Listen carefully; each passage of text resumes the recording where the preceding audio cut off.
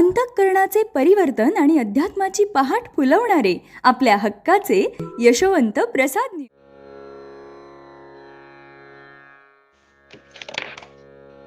कुंडलीकवरदा हरिविठ्ठल श्री ज्ञानदेव तुकाराम पंढरीनाथ भगवान की जय. परमहंस सद्गुरु श्री यशवंत बाबा महाराज की जय. पार्वती पते हर हर महादेव हर. सज्जन हो, आज 30 डिसेंबर. आजच्यासाठी सद्गुरु यशवंत बाबा यांचे सुवचन म्हणजे धाव धाव पंढरी राया. या संसाराच्या पायी हरिनाम सुचत नाही अशी अवस्था होते. तोंडात दात नसताना, डोळ्याने नीट दिसत नसताना, नाक हनवटीला सुद्धा टेकलेले असते. नाकातून तोंडातून रस वाहत असतात, डोळ्यातून घाण वाहत असते. उत्सर्जन यंत्रणेवर नियंत्रण नसते. सारा कोपरा तो दुर्गंधित करून टाकलेला असतो, त्यातच कप पडलेला असतो. सुनाबाळी सुद्धा नाके मुरडतात.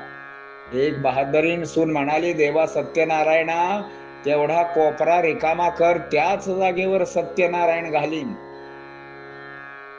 या म्हाताराने एवढा त्रास दिलाय आणि ज्यांचा आपण तळ हाताचा पाळणा करून वाढवले, ते अशी आपली उपकाराची परतफेड करताहेत, उपकाराचा पांग फेडत आहेत. बघून डोळ्यातून अश्रू येतात. अरे, कुठे बाहेर फिरायला गेलो तर यांना मी काहीतरी घेऊन येत होतो. खातील माझी मुलं, खातील माझी नातवंडे, पण आता माझे कोण? आणि त्यावेळी पश्चात बुद्धी होते, उशिरा सुचलेले शहाणपण काय कामाचे. वेळ निघून गेलेली असते, आपल्या हातातून बाण सुटलेला असतो. बघत आणि भोगत बसण्याशिवाय पर्यायच नसतो. आला आला प्राणी जन्मासे आला, झाला झाला वाढला थोर झाला, केला केला व्यापही सर्व केला, गेला गेला बापुडा व्यर्थ गेला, एवढेच आपले वर्णन होते. अशा स्थितीच्या आणि सत्य परिस्थितीच्या वाक्यावरती प्रवचन ऐकण्यासाठी यशवंत प्रसाद चॅनेलला शेअर करा, सबस्क्राईब करा, लाईक करा. असो, असा तो बापुडा व्यर्थ जातो, एवढेच आपले वर्णन होते. पहिल्या वर्षी पुण्यतिथी साजरी होते, दुसऱ्या वर्षापासून कोणी नाव सुद्धा काढत नाही. या जन्मात एक जीव आला आणि स्मृती न ठेवता निघून गेला. पुन्हा कोणाला त्याची आठवण सुद्धा होत नाही. भिंतीवरच्या फोटोमध्ये रोज त्याला पाहत असतो, पण प्रेम कोणालाच नसते. कोणी साधा नमस्कार सुद्धा करत नाही. हा आपला इतिहास असतो. जर खरंच आपल्याला आपल्या जीवाचे कल्याण करावयाचे असेल तर संतांनी सांगितलेला मार्ग चोखाळायला हवा. भरपूर नामस्मरण घ्यावे, चांगले कर्म करावे. आपल्या कर्माचा आणि नामाचा, सत्कर्माचा परिपाक झाल्यानंतर गुरुनाही वाटते, ही भाकरी आता भाजण्यासाठी झालेली आहे. आपण तिकडे जायला हरकत नाही किंवा त्याला इकडे बोलवायला हरकत नाही. आणि एकदा गुरुकडे आला आणि पुन्हा वाया गेला असे होणेच नसते. कारण ती जबाबदारी तुमची नसते, तर ती जबाबदारी गुरूंची असते. त्याने आपल्याला हाताशी धरल्यावर ते हाताला धरून शिकवितात. चांगले कोणते, वाईट कोणते याची जाणीव करून देतात. तुम्ही काही केले तरी त्यांच्यापासून दडत नाही. चांगले केले शाबासकी देतील, वाईट केले शिक्षा देतील. त्यामुळे माणूस सुतासारखा वागू लागतो. परिणामी त्यांच्याकडून नित्यनियम घडतो आणि सातत्यपूर्ण केलेल्या भक्तीमुळे त्या जीवाचे परमोच्च कल्याण होते. म्हणून गुरु भेटीसाठी तळमळ असावी. मग देवाला सुद्धा धाव म्हणावे लागत नाही. देवाची कृपा संपादन आपोआप होत असते.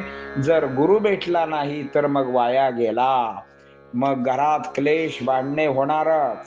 पूर्वी घरे मातीची होती आणि मने सिमेंट सारखी होती. आता घरे सिमेंटची आहेत, मने मात्र मातीसारखी झालेली आहेत. आयुष्यभर जी बहीण बोललेली नसते, ती बहीण भाऊ मेल्यानंतर येते. जाताना साडी घेऊन जाते. नक्की याचे वर्णन काय म्हणून करावे? नुसते घरात अन्न खाऊन कुजत बसतात. अन्नालाही आणि शरीरालाही कुजवत असतात.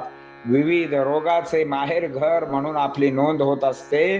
हास्य माहीत नसते म्हणून अलीकडे धंदेवाईकांनी सुद्धा हास्याचा धंदा उघडला आहे.